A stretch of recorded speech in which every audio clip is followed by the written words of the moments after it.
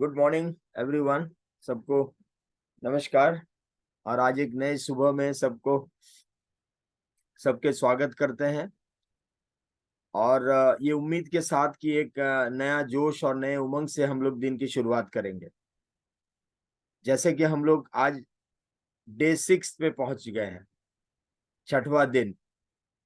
और हम लोग कमिटेड हैं अपने अपने आप को बदलने के लिए, और उसी क्रम में हम लोग आगे बढ़ रहे हैं। दूसरा चीज, अभी गट सेट रीसेट का जो आपका सेशन चल रहा है अगले 10 दिन तक, उसके बाद आगे का इंटेंसिव फेज है।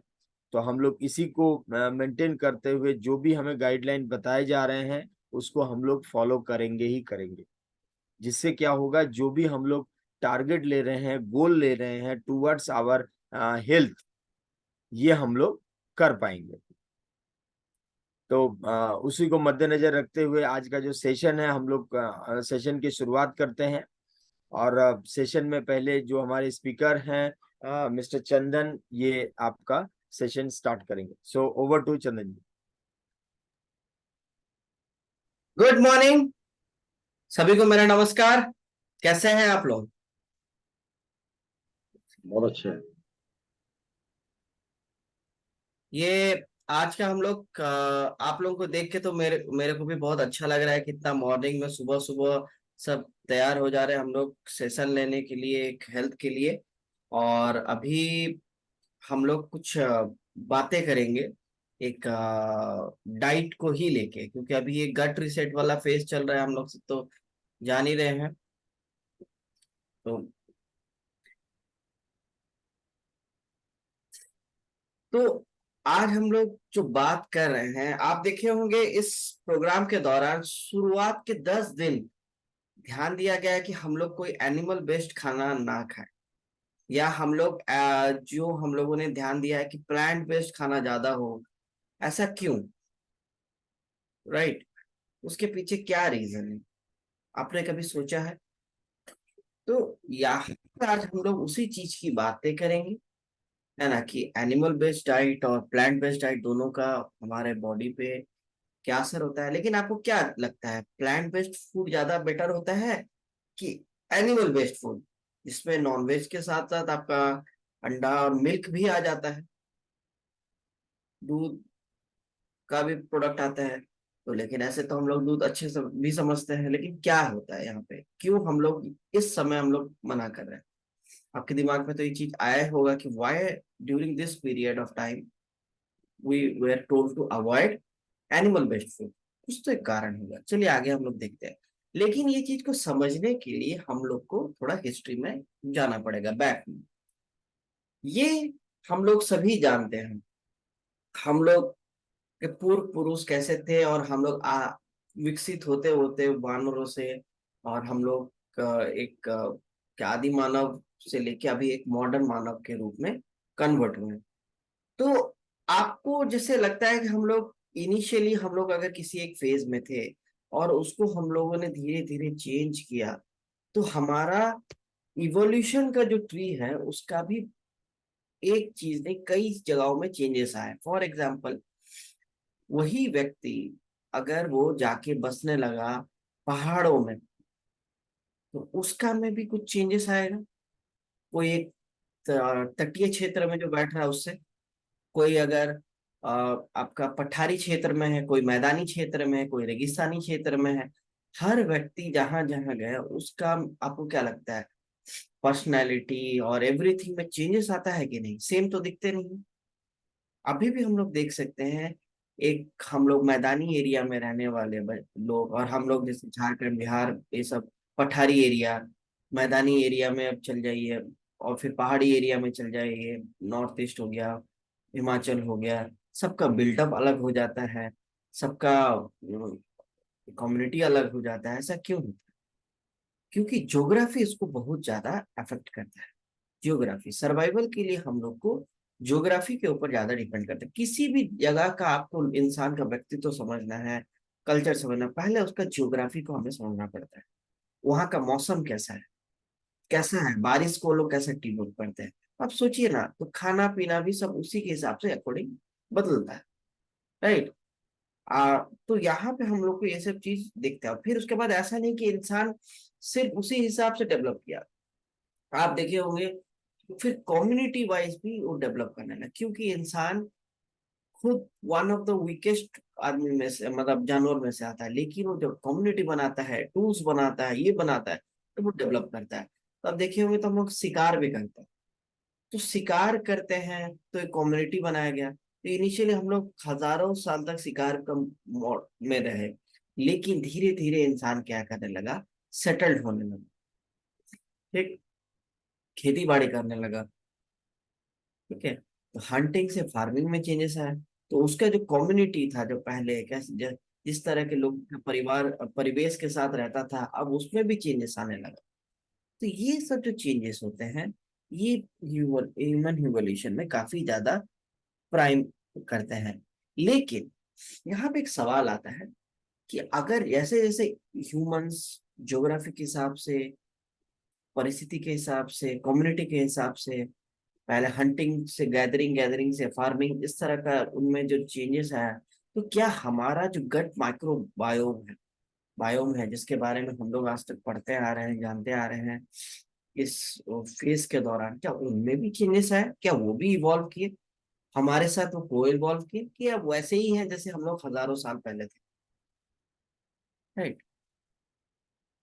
लीक, तो आपको जान के आश्चर्य होगा, तो हमारा गट माइक्रोबायोटा, मतलब पेट में जो बैक्टीरियाज हैं, फंगस हैं, वो भी उसी तरीके से को इवॉल्व किए हैं ह्यूमन इवोल्यूशन के साथ।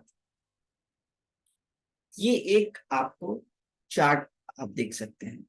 ये चार्ट ज्यादा कॉम्प्लिकेटेड टाइप का लगेगा, तो हम हर जगह ध्यान मत दीजिए, खाली एक चीज बता दे रहे हैं।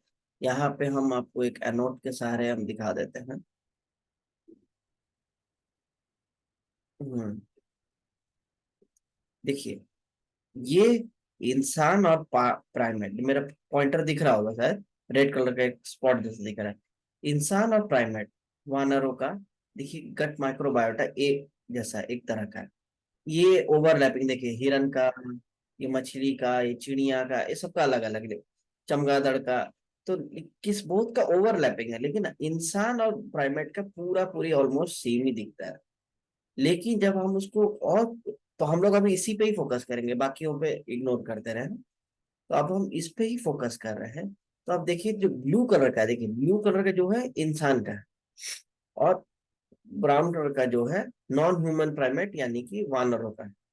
तो इस पे और इस पे भले ही होता है, दोनों में भी अंतर आ रहा है, ठीक है, ओवरऑल सेम है, फिर भी अंतर है। तो हम लोग इसको थोड़ा सा फोकस करते हैं कि क्या चेंजेस आ रहा है।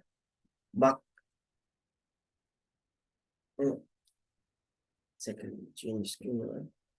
हम्म, इसमें भी आप अगर देखेंगे प्राइमेट्स में भी, तो आप ये चीज देखेंगे कि ये क्या हो रहा है, जो हमारा ज्यादा मैच कर रहा है उस वानर या गोरिल्ला या चिंपैंजी जो भी बोले, जो कि कैद में है, कैप्टिविटी में है, मतलब जू में है, या जिसको इंसान खाना दे रहा है, हमारे संपर्क में है, और जो जंगल में है, उस पे और हमारे में थोड़ा सा अंतर आ रहा है, ठीक है।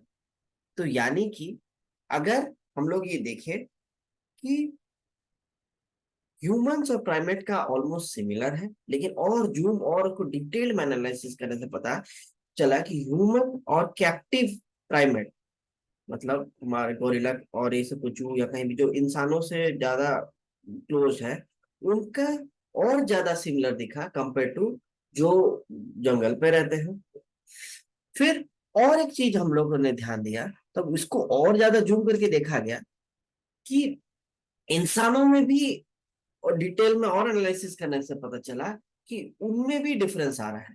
कहा, जो इंडस्ट्रियलाइज पॉपुलेशन है जैसे यूएस में, और नॉन इंडस्ट्रियलाइज पॉपुलेशन है जैसे यानोमी या फिर मलावी, ये सब अफ्रीका और साउथ अमेरिकन आपका रेन फॉरेस्ट एरिया के, उन दोनों इंसानों में भी अंतर है। पर इंसानों में भी डिफरेंस आने लगता है अगर वो आपका इंडस्ट्रियलाइज्ड या नॉन इंडस्ट्रियल या डेवलप्ड अनडेवलप्ड नेशन में आ रहे हैं। तो कहाँ डिफरेंस आ रहा है? ये चीज बहुत ही आश्चर्य की थी, लोगों को डाउट हो रहा था। मतलब वैज्ञानिकों ने बहुत दिन तक ये करने के बाद, रिसर्च करने के बाद उनको पता चला कि हाँ, तो उनको बहुत दिन के बाद रिसर्च करने के बाद पता चला कि ये दो फैक्टर पे डिपेंड कर रहा है। पहला कि हम लोग कल्चर और ज्योग्राफी के ऊपर डिपेंड कर रहे हैं। दूसरा, खान पान। आप जस्ट इमेजिन कीजिए, जो व्यक्ति जो व्यक्ति इंडस्ट्रियलाइज टाउन में है और दूसरा व्यक्ति जो नॉन इंडस्ट्रियलाइज टाउन में, दोनों का खाना क्या सेम होगा? आप देखिए, मुंबई दिल्ली के लोग में क्या होता है कि बहुत ज्यादा प्रोसेस्ड फूड खाने का, मतलब वो कंपेरेटिव हमारे ही शहर में देखते हैं ना, उनमें आदत रहता है बहुत ही प्रोसेसिंग फूड खाने का। और जितना आप गांव तरफ शहर तरफ जो कम ही हो, अनप्रोसेस्ड फूड खाते हैं। तो हम लोग जो प्राइमेट्स को रखते हैं, प्राइमेट्स में भी जिनको हम लोग कैप्चर करेंगे, उनको भी जो खाना देंगे तो हमारे हिसाब से खाना देंगे, राइट? तो उसका इंसान के साथ मैच किया। फिर हम लोग और जाके देखें, जो जंगलों में रहते हैं वो पूरे कच्चे फल सब्जी जो मिला खा लेते, जड़ कंदमूल जो मिल रहा है, राइट? तो वहां पे हल्का हल्का चेंजेस आने लगता है। मतलब इन जनरल हम लोग दोनों का ही माइक्रोबायोटा सेम रहता है, लेकिन खाने के वजह से, ज्योग्राफी की वजह से उसमें चेंजेस आ, स्पेशली खाना। ये एक बहुत बड़ा उनके लिए फैक्टर था। तो उसमें क्या चेंजेस आ रहा है, क्या है? मेनली शुगर और फाइबर, ये एक डिसाइडिंग फैक्टर रहता था। प्रोसेसिंग फूड में फाइबर गिर के शुगर को लेवल बढ़ जाता है। ये हम लोगों ने पिछले सभी सेशनों में देखा है। शुगर टेस्ट के लिए ज्यादा बेटर होता है, हेल्थ के लिए भले हो ना हो, इसलिए शुगर से कोट करके प्रोसेसिंग में ज्यादा ध्यान दिया जाता है सबको। तो अब आपको क्या लगता है, अगर हम लोग फाइबर की बातें कर रहे हैं अभी कि फाइबर बेटर है, फाइबर खाना चाहिए, फाइबर हेल्थ के लिए अच्छा है, तो क्या फूड, कौन सा फूड है ऐसा जो फाइबर को ज्यादा बढ़िया देता है, प्लांट बेस्ड या एनिमल बेस्ड? तो यहाँ पे आप देख सकते हैं, जो प्लांट बेस्ड डाइट है उसमें कोलेस्ट्रॉल नहीं होता है, ठीक है? और जो एनिमल बेस्ड है हाई कोलेस्ट्रॉल से भरे होते हैं। अगर हम लोग बोले, कोलेस्ट्रॉल भी एक तरह का फैट, लिपिड जो फैट का एक टाइप होता है, उसका भी बहुत सारे फंक्शन होते हैं। इतना ज्यादा हम लोग सुनते नहीं, मतलब टेंशन लेने का नहीं कोलेस्ट्रॉल होता क्या है, बट आप इतना जान के रखिए, कोलेस्ट्रॉल एक तरह का फैट्स है, ठीक है? उसका भी बहुत सारा सेल मेम्ब्रेन्स और ये विटामिन डी जनरेशन और सब में बहुत ज्यादा इंपॉर्टेंट है। लेकिन हम लोग उसको बुरा में सुनते रह रहे हैं, क्योंकि वो आजकल खाने में इतना ज्यादा हो जा रहा है कि वो बुराई पे चल जाए। देखिए, कोलेस्ट्रॉल भी जरूरी है, बट जरूरत से ज्यादा हो जाने पे प्रॉब्लम होता है। और आजकल बहुत जरूरत से ज्यादा हो रहा है, इसीलिए हम लोग को अब नॉन वेज में बहुत ज्यादा आपको मिल जाता है कोलेस्ट्रॉल, जरूरत से ज्यादा कभी कभी हो जाता है। लेकिन वेजिटेरियन में आपको कोलेस्ट्रॉल चीज मिलता ही नहीं, राइट? तो यहाँ पे आप देखेंगे dietary fibers much much higher रहता है प्लांट बेस्ड फूड में। फाइबर का क्या इंपॉर्टेंस है, हम लोग अभी पिछले सेशन में सब जान चुके हैं कि कैसे गट माइक्रोबायोटा को इम्प्रूव करता है, कैसे लीकी गट होने से रोकता है, राइट? लो सैचुरेटेड फैट इसमें होता है। और सैचुरेटेड फैट में पहले भी बता चुका हूँ, जो रूम टेम्परेचर में सॉलिड हो जाए उसको आप सैचुरेटेड फैट बोल सकते हैं। उसमें कम रहता है और वो थोड़ा सा शरीर के लिए नुकसानदेह होता है, ठीक है? फिर हाई इन मिनरल्स, विटामिन रहते हैं, एंटीऑक्सीडेंट इसमें बहुत भर भर के रहते हैं। लेकिन इसमें अगर देखा जाए एनिमल बेस्ड में, मिनरल्स तो हाई रहते हैं, लेकिन एंटीऑक्सीडेंट ये सब काफी ज्यादा कम रहते हैं। हम लोग एक फाइटोन्यूट्रिएंट्स की बातें भी आगामी सेशन में करेंगे। तो फाइटोन्यूट्रिएंट्स भी एक तरह का न्यूट्रिशन है जो काफी ज्यादा मदद देता है बॉडी के लिए, और वो यूनिक होता है।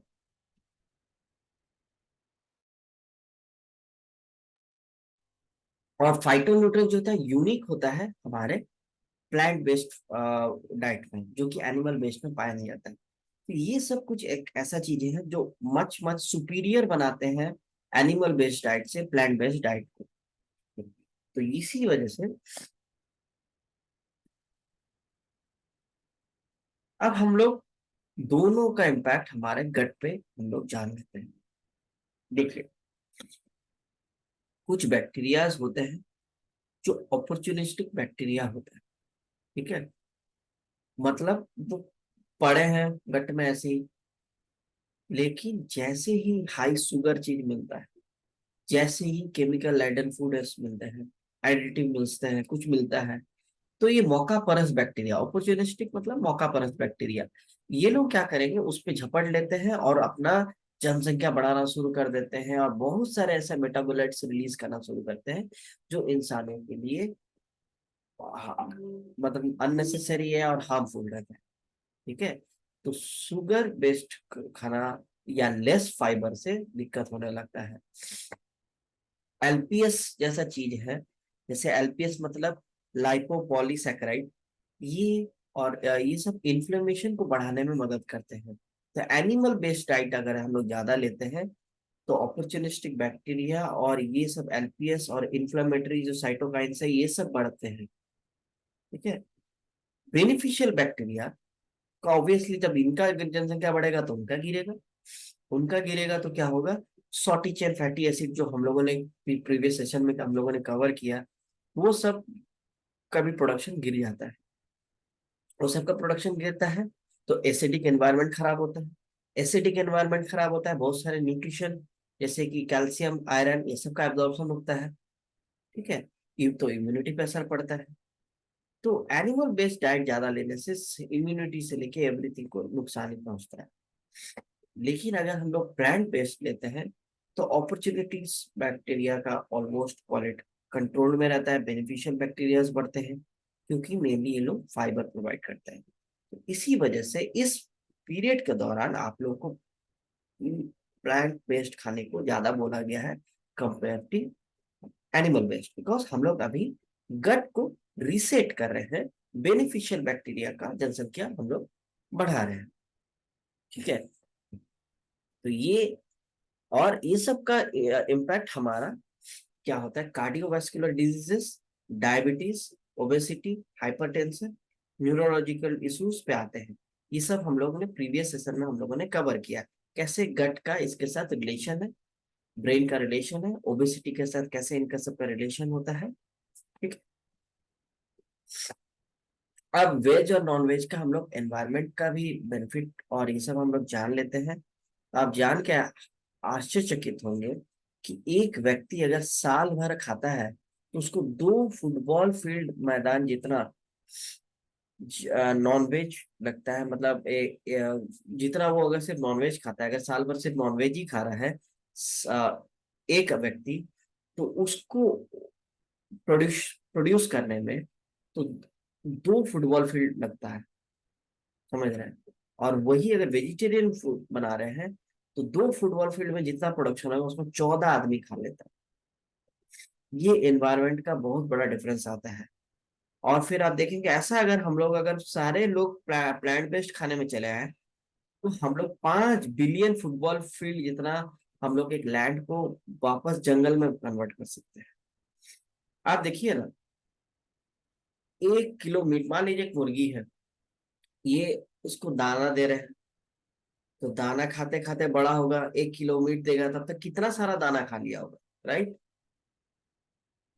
तो कितना सारा वेजिटेरियन खा लेता है। इवन बोला जाता है कि एक वेजिटेरियन फूड प्रोड्यूस करने में 2 से 5-6 हजार तक का आपका लीटर पानी लग जाता है 1 किलो के लिए, और 10 से 15 हजार लीटर तक का पानी लग जाता है एनिमल प्रोडक्शन करने के लिए, 1 किलो मीट प्रोडक्शन के लिए।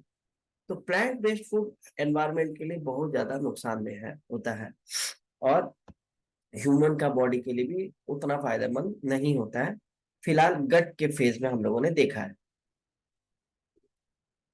अब इसका और भी फायदा क्या होता है, जितने भी आपके लोग हैं, मतलब फार्म्स एनिमल है जिनका यूज किया जाता है मीट प्रोडक्शन में, वो लोग भी कई ज्यादा मीथेन प्रोड्यूस करते हैं, राइट। और इस वजह से क्या होता है, ग्रीन हाउस एमिशन काफी ज्यादा, मीथेन लगभग बहुत ज्यादा एकदम high potential green house gas होता है। उसको भी प्रोडक्शन वो लोग बहुत ज्यादा करते हैं, तो ये भी ग्लोबल वार्मिंग का एक रीजन होता है। जैसे अभी मैंने कहा, 1 किलो मीट प्रोड्यूस करने से 10 से 15 हजार लीटर पानी खर्चा हो जाता है आपका, तो पानी भी बचता है। डिफोरेस्टेशन करता है, क्योंकि जो जानवर पौधे खाएंगे, पौधे खत्म करने के बाद भी वो बढ़ेंगे, और उसके बाद ही ये होगा, तो उनका ये प्रोड्यूशन होता है। आप पौधे काटते हैं तो पोल्यूशन बढ़ता है, तो इसीलिए अगर प्लांट बेस्ड जाता जाते हैं तो एयर पोल्यूशन का क्वालिटी इंप्रूव होता है। तो बहुत सारे स्पीसीज जो एक्सटिंक्ट होते हैं, जो पेड़ पौधे हम लोग काट देते हैं, जंगल झाड़ साफ कर देते हैं हम लोग, जो हमारा काम का नहीं है, देखिए उसको हम लोग इग्नोर कर देते हैं, तो यहाँ पे वो सब भी स्पीसीज बचेंगी जो हमारा काम करने, हम लोग स्पीसीज को पूछते भी नहीं है। आम का पेड़ है तो आम का ही पेड़ है, उसका अगल बगल जो पेड़ पौधा हुआ उसको हम लोग अनवांटेड पौधा बोलकर सफाई कर देते हैं, अरे कचड़ा झाड़ियां साफ करो, बट उसमें भी पौधे काम के रहते हैं, सॉइल बचता है, क्योंकि प्लांट्स चारों ओर होंगे तो मिट्टी पकड़ के, तो बेनिफिट्स हैं। लेकिन मैं इतना बोलने के बाद सिर्फ ये चीज बताओ कि एनिमल बेस्ड में भी कुछ बेनिफिट्स हैं, राइट, जैसे विटामिन B12 और ओमेगा। लेकिन मैक्सिमम मैक्सिमम बेनिफिट अगर हम देखें, मच मच मच हायर, आपका सिर्फ और सिर्फ आपका प्लांट बेस्ड फूड में ही मिलता है। तो हम लोग इतना सारा चीज हम लोगों ने पढ़ लिया, तो आगे आज का हमारा एक्टिविटीज ऑफ द डे रहेगा कि अब बहुत ही वेल डेकोरेटेड हमारा एक प्लांट बेस्ड डाइट रहेगा, उसका आप पिक्चर लेंगे और हम लोग उसको आपस में शेयर करेंगे। Thank you. और हम लोग आगे का सेशन के लिए इनवाइट करेंगे यहाँ पे रजनी राजेश जी को, जो हमारे डाइटिशियन है। Over to ma'am. Thank you so much, Chandan ji, and a very good morning, everyone. आपने आज जाना कि हमें क्या डिफरेंस है plant based food and animal based food में, और हमें किसे प्रेफर करना चाहिए, हमारे गट के लिए क्या बेटर है। अब एक बार मैं फिर से रिकैपिचुलेट करना चाहूंगी कि हमें आखिर कैसे हम खुद को जज कर सकते हैं कि हमें गट की क्या प्रॉब्लम है।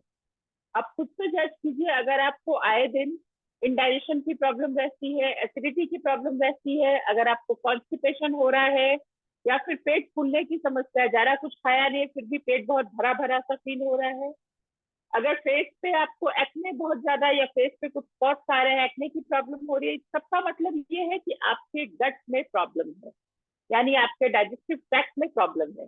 और उसी को रीसेट करने के लिए हमने ये गट रीसेट का फेज जो डिजाइन किया हुआ है, हम लोग इसी पे काम कर रहे हैं। कुछ चीजें जो पुअर गट हेल्थ के लिए रिस्पॉन्सिबल है, सबसे पहला जो है वो है हमारा पुअर डाइट। हम कुछ भी अनाप शनाप खा लेते हैं, प्रोसेस फूड खा लेते हैं, फिर अल्कोहल ले लेते हैं, या कुछ भी इस तरह की चीजें लेते हैं जो हमारे गट के लिए अच्छा नहीं है, बहुत ज्यादा शुगर कंजम्पशन वगैरह वगैरह।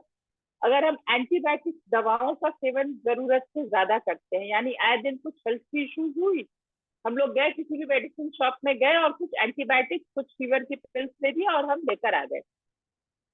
एक्सेस एंटीबायोटिक का इंटेक भी हमारे गट को अफेक्ट करता है।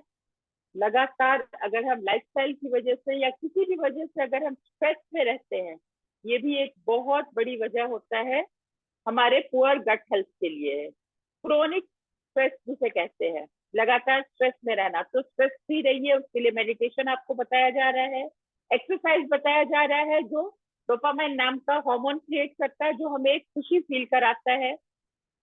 लैक ऑफ स्लीप, हमारा लाइफस्टाइल ऐसा हो गया, देर रात को 12-1-2 बजे तक जगे रहना, और फिर सुबह अनइजी फील करना, यानी पूरी तरह से हमें एक जो डीप साउंड स्लीप जिसे कहते हैं वो अगर नहीं मिल पाता है, नींद की कमी होती है, एक बहुत इंपॉर्टेंट रीजन है।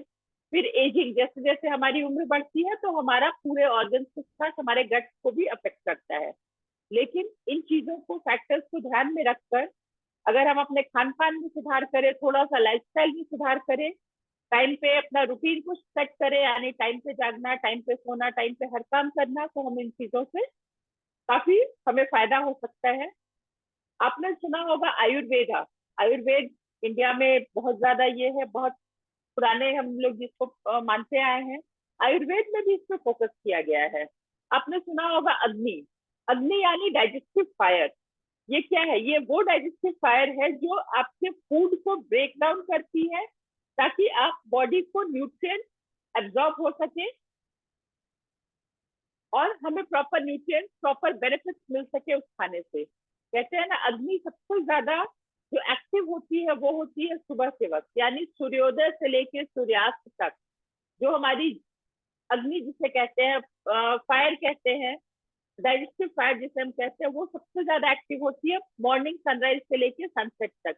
तो हमें अपने डाइट को, अपने मील्स को इस तरह से प्लान करना चाहिए कि हम अपना जो मैक्सिमम डाइट है इस बीच में हम प्लान कर सके, और सनसेट से के बाद जितना जल्दी से जल्दी हो सके हम अपना डिनर कंप्लीट करें और लेट नाइट खाने की आदत को छोड़े, क्योंकि खाना को डाइजेस्ट होने के लिए टाइम लगता है। एटलीस्ट 2 से 3 घंटे का टाइम हमें देना चाहिए जब हम खाना खाते हैं और फिर हम सोने जाते हैं। इसके बीच में 2 से 3 घंटे का गैप जरूर होना चाहिए।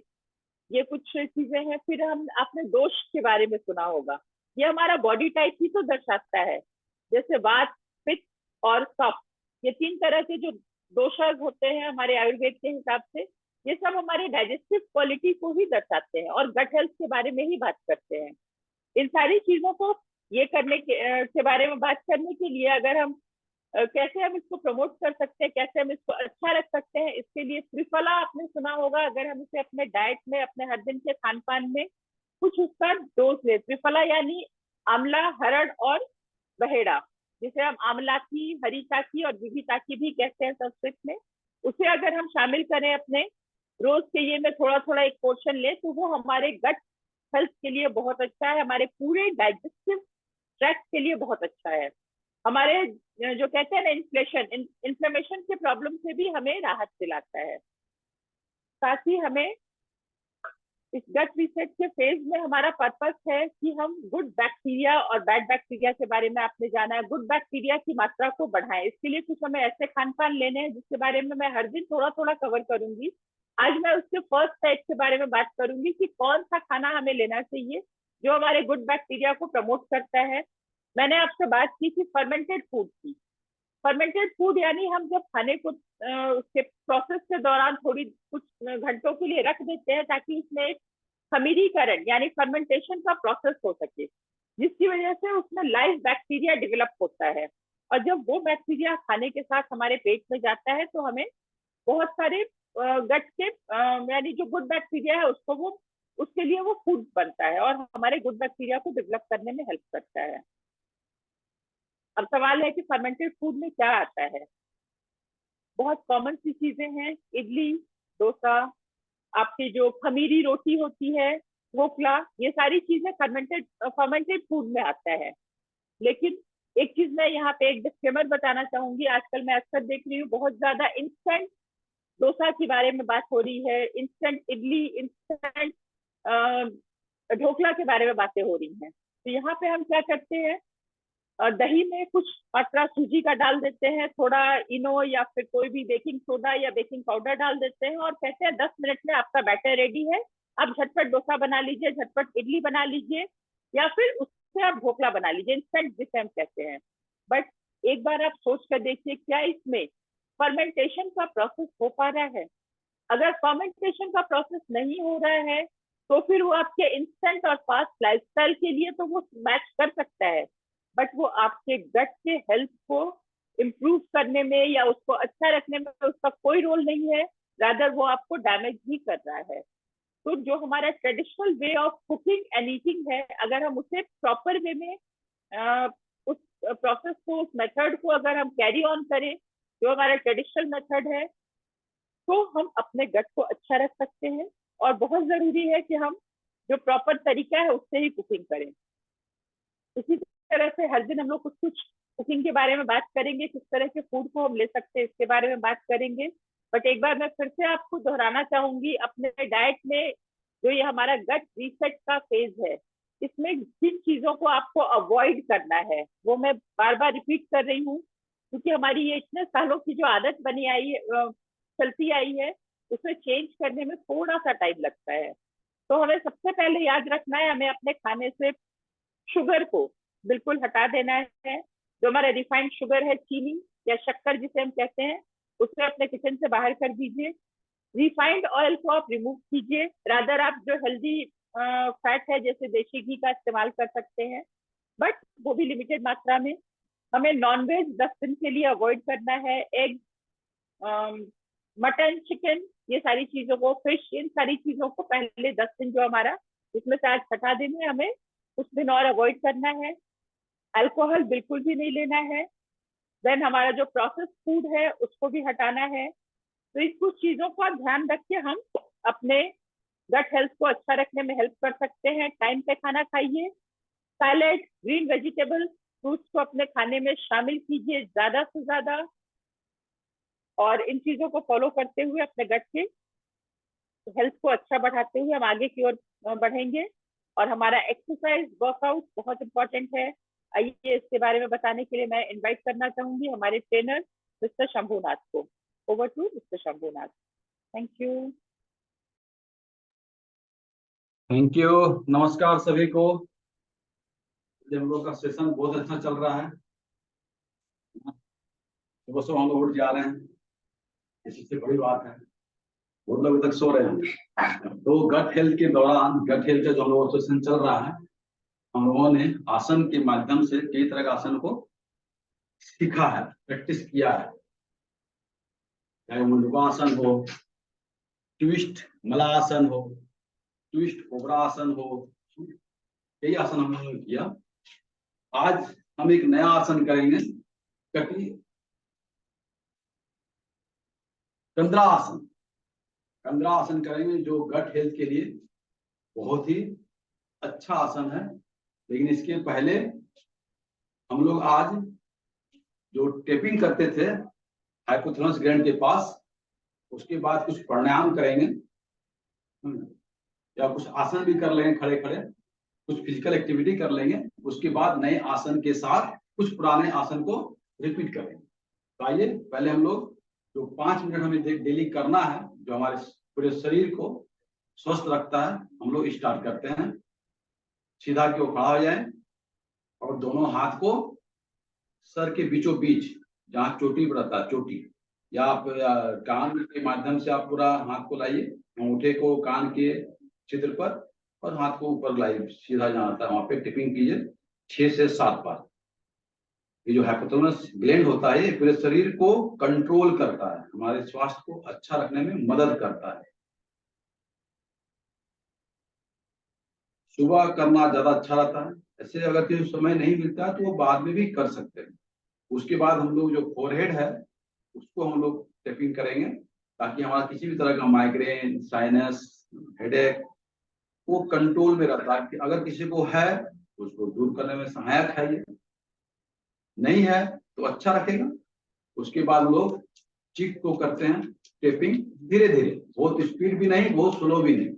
ये गाल के ये अच्छा रहता है, पूरा उंगलियों को बढ़ाता है। उसके बाद हम लोग करेंगे अपने थ्रोट को। किसी भी तरह का थायराइड, चाहे हाइपो हो या हाइपर, उसको ये कंट्रोल करता है या होने नहीं देता है।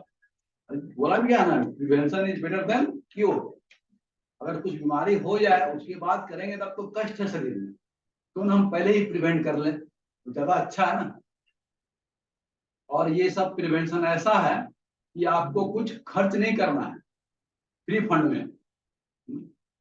सिर्फ सुबह उठने का मद्दा होना चाहिए, वो समय को खर्च करना है। और उसके बाद टिपिंग करेंगे कंधे में और जांघ में। सर्विकल स्टील को अच्छा लगता है, ये जॉइंट पेन को ठीक को होने नहीं देता है, जिसका होता है उसको कंट्रोल करता है। कम से कम 7 बार। और क्योंकि हम लोग स्टैंड में हैं, खड़े मुद्रा में हैं, तो आज थोड़ा एक आसन कर लेते हैं, ताड़ासन। ताड़ासन ये शरीर के हेल्थ के लिए, बल्कि मोटापा को कम करने में बहुत सहायक होता है। तो दोनों हाथ को ऊपर की ओर उठाएं, फिर धीरे धीरे ऊपर ले जाएं, दोनों हथेली एक साथ सट जाएगा। इंटरलॉक कर लें दोनों हाथ को और उठ जाए, जितना उठ सकते हैं पंजे के बल पर सीधा उठे। कुछ देर रुके, जितना रुक पा रहे हैं, जितना अधिक देर रुकेंगे उतना अच्छा। नहीं रुक पा रहे हैं, वापस आ जाएं, फिर दोबारा करें। इस आसन को कम से कम हमें प्रतिदिन 5 मिनट करना ही चाहिए, कम से कम 5 मिनट। हम लोग यहाँ आधा मिनट तक का प्रैक्टिस करते हैं। नीचे आ जाएं, धीरे धीरे हाथ को धीरे धीरे नीचे की ओर लाएं और पुनः एक बार धीरे धीरे हाथ को सीधा करते हुए, जब सीधा करेंगे तो हथेली नीचे की ओर, और जब ऊपर जाएंगे तो फिर हथेली आपस में एक दूसरे की तरफ, और फिर इसको इंटरलॉक करेंगे। इंटरलॉक करते हुए फिर उठ जाएंगे। पड़ासन, ये लंबाई को भी बढ़ाता है, मोटापा को भी कम करता है, और साथ ही साथ डाइजेशन सिस्टम को ये दुरुस्त करता है।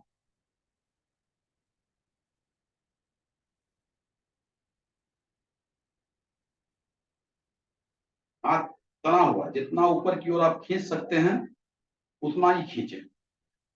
जोर जबरदस्ती नहीं करना है। अगर किन्हीं को दिक्कत हो रहा है तो थोड़ा सा खींचे। धीरे धीरे ये प्रैक्टिस करते करते आप ज्यादा ऊपर तक जा सकते हैं। फिर धीरे धीरे नीचे आ जाए। 3 बार करेंगे, कम से कम 3 बार।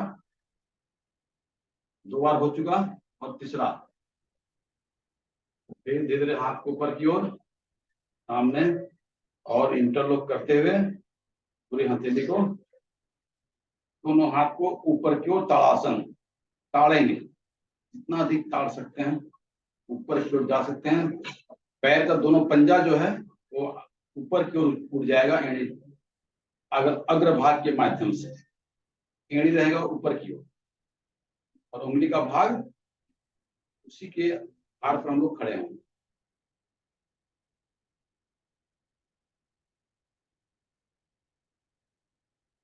ये था ताड़ासन। इसको कम से कम 5 मिनट हमें प्रतिदिन करना ही चाहिए। बोला भी गया है, हम लोग पहले से पढ़ते आ रहे हैं, हेल्थ इज वेल्थ। अगर शरीर स्वस्थ है तो सब कुछ अच्छा है। आप लाख रुपया कमा रहे हैं, इनकम कर रहे हैं, तो शरीर ठीक नहीं है तो उस पैसे का कोई मोल नहीं। तो ताड़ासन के साथ साथ हम लोग त्रिकोणासन कर लेते हैं। दोनों पैर को सामने की ओर, और दाहिने हाथ को दाएं पैर की ओर नीचे लाएंगे। धीरे लाइए, हाथ पूरा सीधा ऊपर की ओर।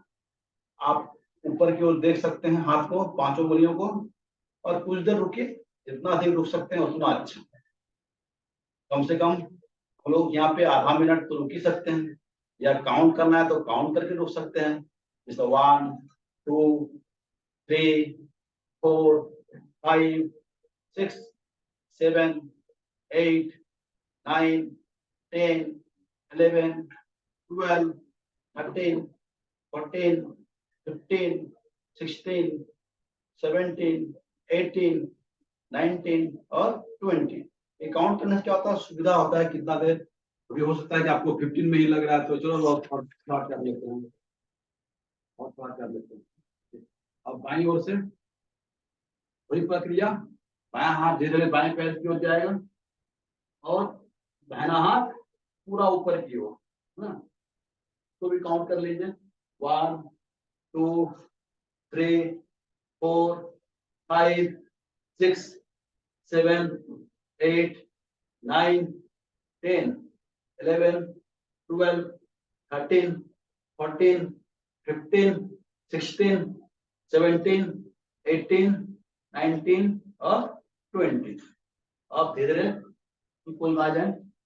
तो कम से कम एक बार हुआ, कम से कम हम लोग 3 बार करते हैं।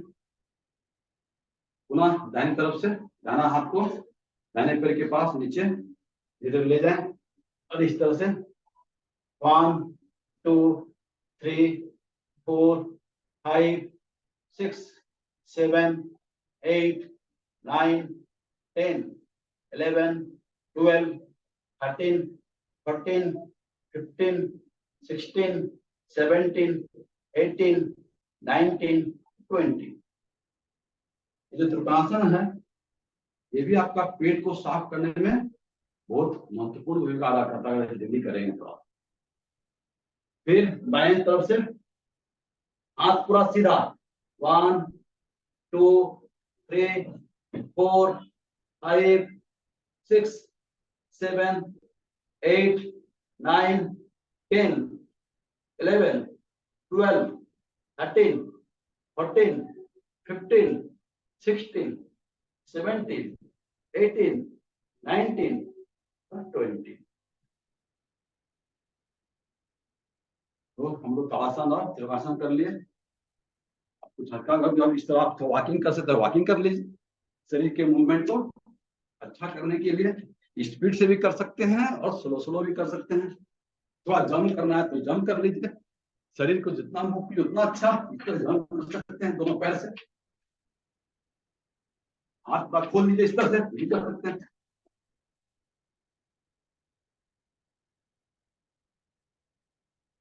उसके बाद में मेट का कमर को कर लीजिए।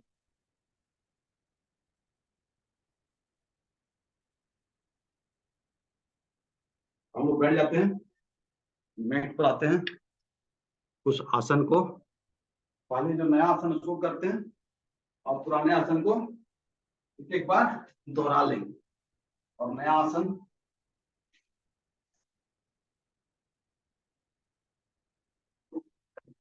इधर लेट जाए। 15 आसन, दोनों हाथ सामने की ओर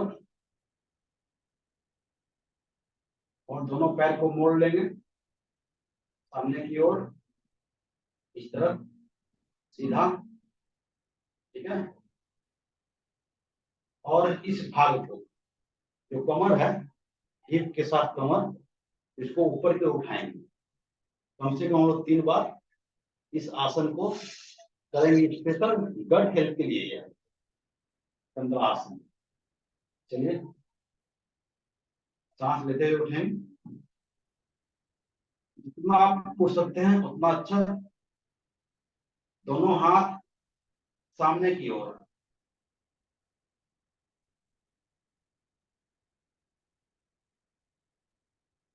काउंट कर सकते हैं 20 बार। 1 2 3 4 5 6 7 8 9 10 11 12 13 14 15 16 17 18 19 और 20। कोशिश कीजिए वो ज्यादा पढ़ने को। अभी स्टार्टिंग में 20 तक ही काउंट कीजिए और धीरे धीरे कमर को नीचे के ले आना है। इसको कम से कम आज वो 5 मिनट करेंगे कम से कम। ये स्पेशल गट हेल्थ के लिए आसन है।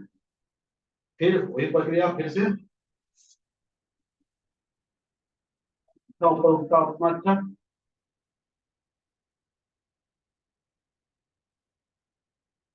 दोस्ती मत कीजिएगा, जितना उठा पा रहे हैं उतना उठाएं। 1 2 3 4 5 6 7 8 9 10 11 12 13 14 15 16 17 18 19 और 20। धीरे धीरे फिर अपना अवस्था में पूरा अवस्था में आ जाए। ठीक है, थोड़ा सबसे फिर आगे बढ़ते हैं।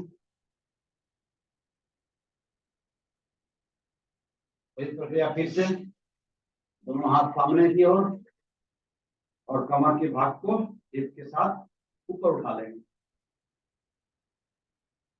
जितना उठा सकते हैं उठाइए। धीरे धीरे प्रैक्टिस होता है ना, प्रैक्टिस मेक्स मैन परफेक्ट। जितना देर प्रैक्टिस करेंगे उतना अच्छा।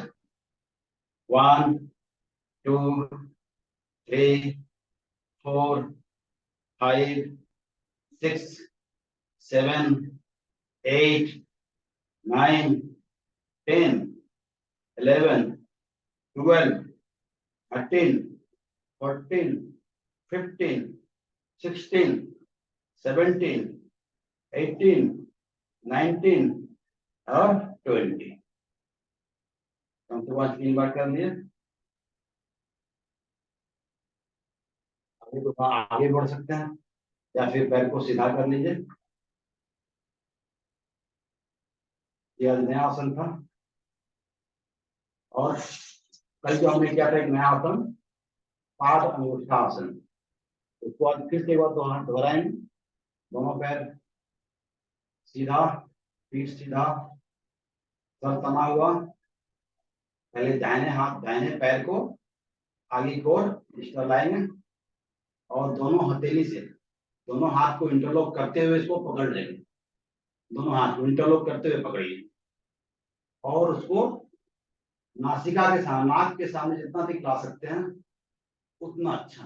दोनों को टच करने का कोशिश करेंगे हम लोग। 1, 2, 3, 4, 5, 6, 7, 8, 9, 10, 11, 12, 13, 14, 15, 16, 17, 18, 19 और ये 20। धीरे धीरे पैर को छोड़िए, झटके के साथ नहीं छोड़ना है।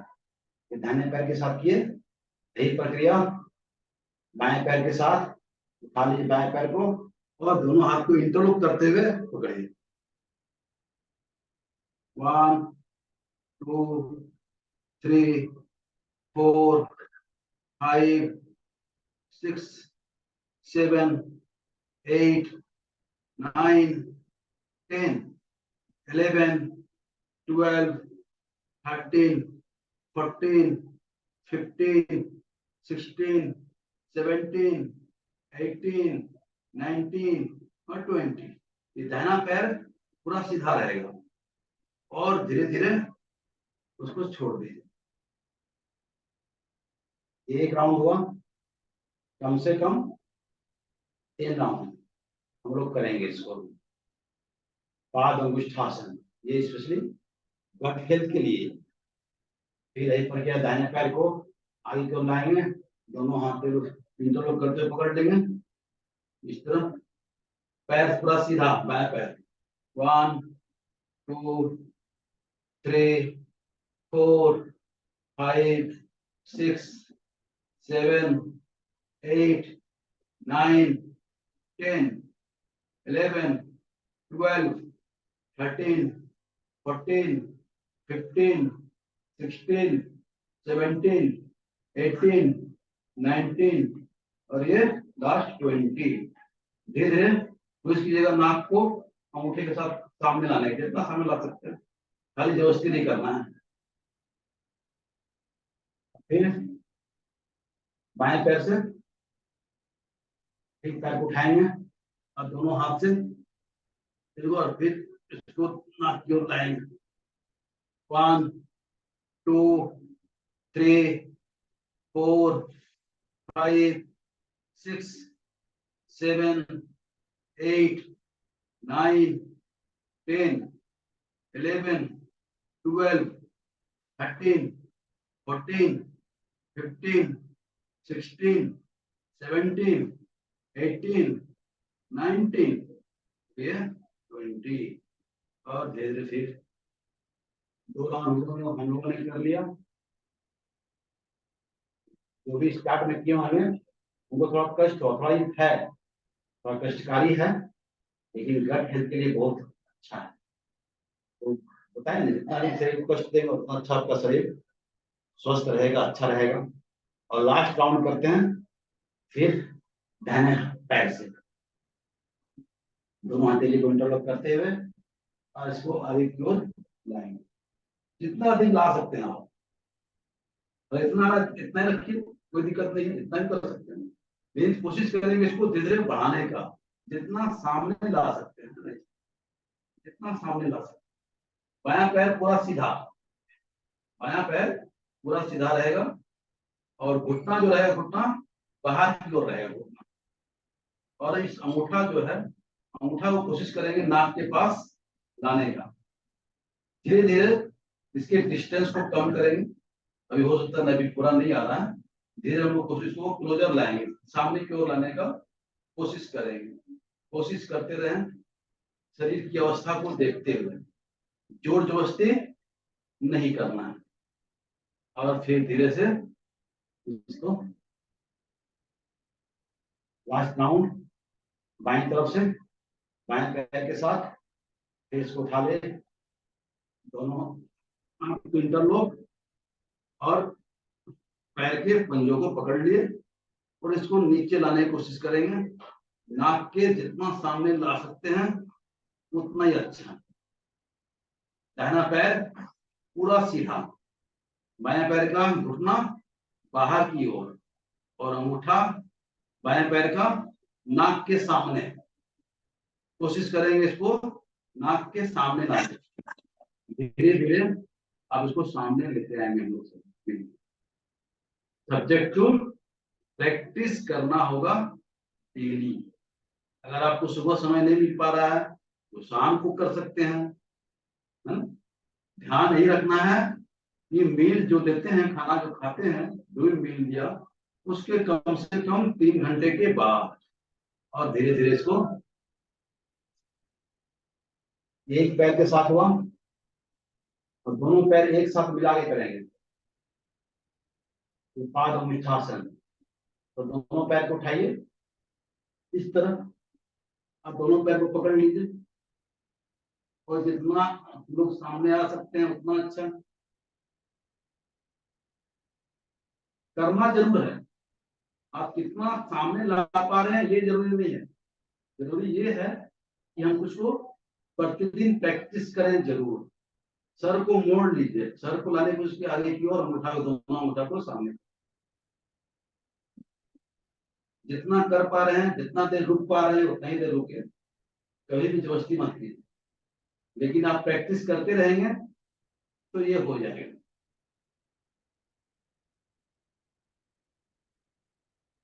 जितना रुक पाए उतना रुकिए, और नहीं तो धीरे अपने सही अवस्था में आ जाइए। दोनों पैर को सीधा कर लीजिए। अभी एक ही बार किए हैं, इसको भी कम से कम हम लोग 2 बार और करेंगे, ताकि हमारा जो गट हेल्थ चल रहा है, हमारा गट अच्छा रहे। गट हेल्थ को अच्छा रखने के लिए बहुत सारा, एक तरह से बोला जाए कि हम लोग डिसिप्लिन वे में प्रतिदिन कितना अच्छा उठ जाते हैं सुबह सुबह। फिर दूसरा राउंड, दोनों पैर को पकड़ के सांस को धीरे धीरे चलते रहना चाहिए और इसको सामने लाएंगे। आसन प्राणायाम करने के पहले कृपया कुछ खाए नहीं, लिक्विड ले सकते हैं, चाहे वो गर्म पानी के रूप में हो, फंक्शनल जूस के रूप में हो। खाना कुछ खाना नहीं है, या हल्का ब्रेकफास्ट नहीं करना ज्यादा अच्छा है। लिक्विड में कोई दिक्कत नहीं। अब लिक्विड तो बोला भी गया है, सुबह सुबह शुष्क पानी जरूर पिए आप। अगर उसमें हल्दी मिला लेते हैं, कुछ चूर्ण मिला लेते हैं, अजवाइन मिला लेते हैं, बहुत तरह का है। फंक्शनल जूस तो और ज्यादा अच्छा है, अगर सुबह सुबह बना पाते हैं तो सामने को लाने की कोशिश करें। पादमुष्ठासन, हम लोग अपने गट हेल्थ को knowledge, physical knowledge plus Khan पान, लाइफ स्टाइल के द्वारा और इस आसन और प्राणायाम के द्वारा हम लोग अच्छा कर सकते हैं। और एक बार अच्छा हो जाएगा तो आपका जिंदगी भर के लिए आपका गट हेल्थ साउंड हो जाएगा। हमने वो 2 बार किया और लास्ट तीसरा तीसरा राउंड। फिर दोनों पैर को उठाइए, दोनों हाथ को पकड़ लीजिए, दोनों पैर को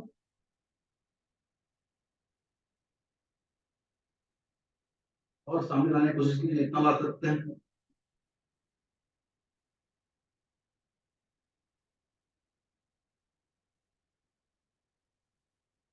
आज हम लोग एक बार पवन मुक्तासन भी कर लेंगे, समय कम है। चलिए हम लोग सीधे पवन मुक्तासन कर लेते हैं। दोनों पैर एक साथ करेंगे आज पवन मुक्तासन में, दोनों पैर को एक साथ करेंगे। ठीक है, पहले पैर को सीधा कर लीजिए, हल्का हिला भी सकते हैं। ठीक है, आप दोनों पैर को मोड़िए इसी तरह, या इस तरह पहले इसको मोड़ लीजिए दाहिने पैर को, फिर बाएं पैर को मोड़ लीजिए और दोनों हाथ को ऊपर की ओर जाते हुए अंदर की ओर लाइए, इंटरलॉक करते हुए, और इस तरह आप पवन मुक्तासन में आके ये जो पेंक्रियास को भी ठीक करता है, अगला जो पेट के अंदर अग्नाशय है इसको भी ये ठीक करता है, गट हेल्थ के साथ साथ। जितना देर रुकेंगे उतना देर ये अंदर में एक्टिविटी इसका बढ़ेगा, इसका हलचल बढ़ेगा, जितना हलचल बढ़ेगा उतना आपका हेल्थ अच्छा रहेगा गट का।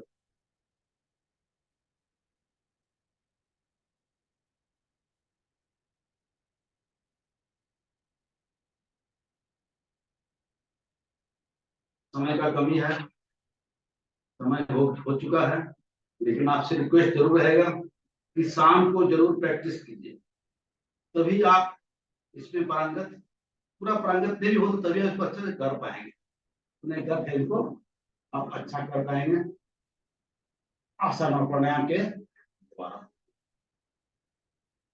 तो आज हमारा यहाँ आसन और प्राणायाम समाप्त करते हैं। सबको धन्यवाद, thank you, over to host. Thank you very much sir, आपने काफी अच्छी जानकारी सबको दिया।